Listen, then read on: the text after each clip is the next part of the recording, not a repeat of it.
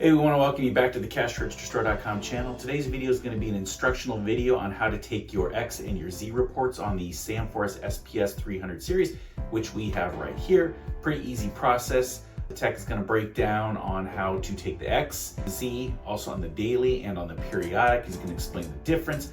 And also we're going to explain the grand total feature that's found at the bottom of the receipt when you take the Z. Remember, subscribe to the channel. Videos are constantly rolling out to help you with support. Perhaps a future video that you may be alerted on can help you with the trouble you may be stuck with on the cash register.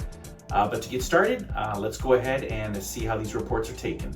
Today we're going to show you how to take a report on a Sam4s 300 series.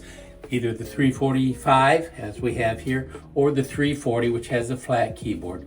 The reports are the same. And you can take and look at, you can turn the key from register where we have a X and a Z position.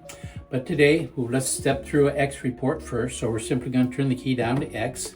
And then on the screen, you're going to see your selections.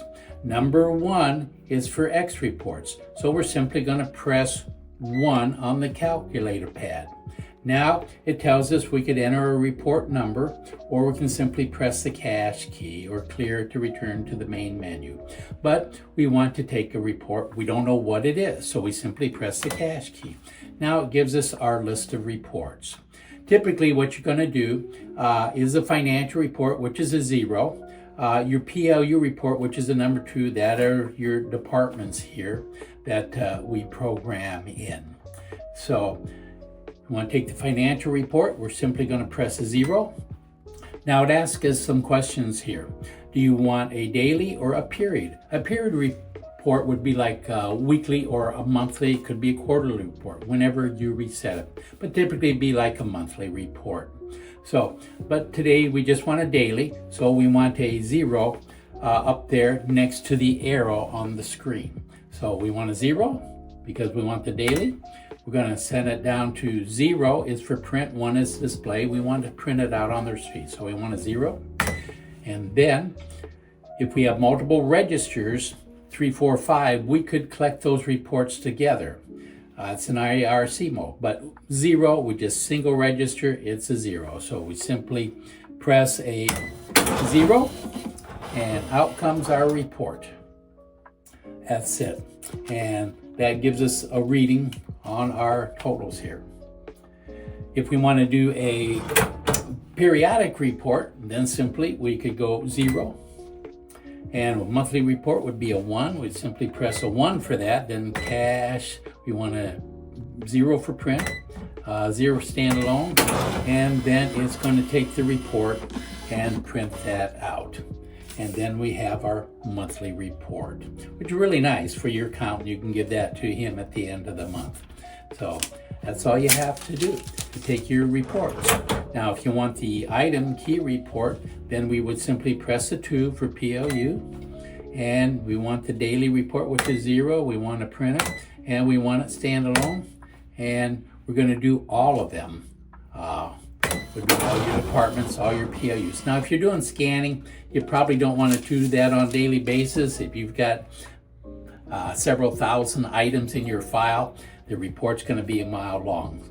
Then we would group everything into groups, then we'd take a group report. But that's for another video. Anyway, that's really all there is to it. We want a Z. End of the day, clear it out. We're going to turn it to Z.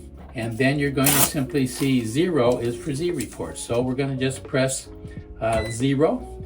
Again, we'll just hit the cash key. That gives us our list of reports. We want to do the financial. That's a 0. We want a daily report, is 0. We want to print it, that's a 0. And then we are in standalone, just single register, which is 0. Hit the cash key. And that's all there is to take a report on the register. If you want to take and do a monthly report, certainly then we could do 0 for financial. Then we would put a 1 for period, and cash, and then we have our monthly report. And as you can see on the report here, it tells us Z2. That tells us that was a periodic or monthly report. That's all there is, very simple. So if we take this report again, we go financial, and we do it's the daily report, you will see that that grand total is still there. That's really a security total. That's for, let's say you're going to go on vacation, you leave a manager in charge. Well, you go on vacation for a week and you come back refreshed, and the manager said, it's a great week for you to take a vacation. We only did $2,000. So, wow, that was a good week for me to go. So, but anyway, you take a look at the report. You take a look at the report the day that you left. Of course, it'd be the time. Look at your report. And then if you pick up a report for the day that you got back, and let's say the report here was $150,000 when you left, and when you come back, it's $170,000. You did $20,000 worth of business that week. Where did the other $18,000 go? Now, we got a question. Let's find that money. So evidently, he was taking reports throughout the day or whatever the case may be. Anyway, but it is really more of a security total than anything else. If you don't like it, there is some system settings. You can tell that to reset after every report. I don't suggest that. Or you can tell it not to print. And again, I really don't suggest that, but you can do whatever you want to do within the system options. But my suggestion is leave it on there. It is a great security total for you. Well, thanks for tuning in. We hope you enjoyed the video. We hope it helped you understand better how to take the reports, what they mean, and also some security features that these reports enable for you. And again, we will catch you on the next video.